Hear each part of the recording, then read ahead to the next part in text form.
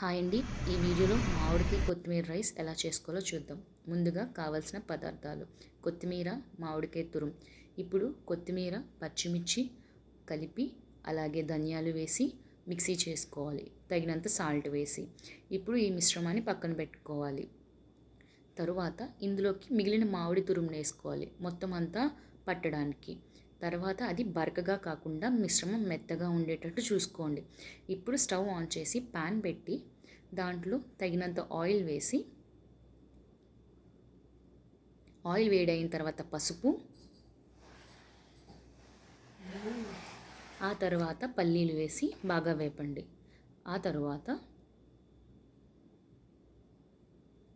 తాలింపు సరుకులు పచ్చెనపప్పు, ఆవాలు, జీలకర్ర, సాయిమినపప్పు వేసి బాగా వేపండి. వేపిన తరువాత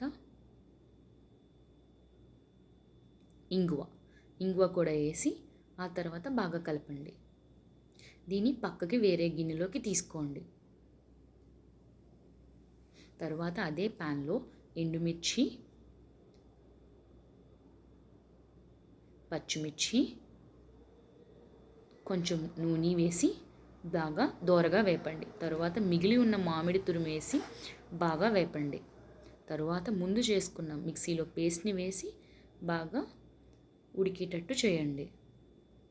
ఈ ప్రాసెస్ అంతా సిమ్లోనే జరగాలి, గుర్తుపెట్టుకోండి. ఎటువంటి పెద్ద మంటలో పెట్టి చేయొద్దు. తర్వాత ఇది ఇలా అవుతుండగా తగినంత సాల్ట్ వేసుకోండి.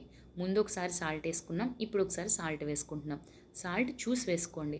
ఆ తర్వాత మాడు పట్టకుండా కింద నుంచి పైకి, పైనుంచి కిందికి ఒకసారి కలుపుతూ ఉండండి. తరువాత ముందు తీసుకున్న గుజ్జులో మనకి మిగిలిన మామిడి రసం ఇందులో యాడ్ చేసుకుంటాం. అలాగే తీపికి బెల్లం. ఇది వేయడం వల్ల తీపి పులుపు సమానంగా సరిపోతుంది.